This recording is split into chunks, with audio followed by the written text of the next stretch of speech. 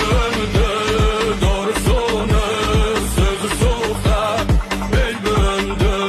dersi versen dم دختر یعنی غیرت پاکی و راستی مردم سرزمین کاسی با غرورش و خینش و رختاز ولی باش ندن به احد و ناسی یزدان بزر حماسن کاش نزاک رست وقت دلا برسا این خاکی که حامین مشتم کردت تیمور لنگم خان اولین حامی حقوق زن سردار بختیاری بی مریم بسته به کمرش قطار شنگ سر بزنید تاریخ حتما ده شجاعت یک بیده غیرت یک ده سخاوت صورت سیرت یک رگ خودکار برد غروره ها بنویسه بخردم خیر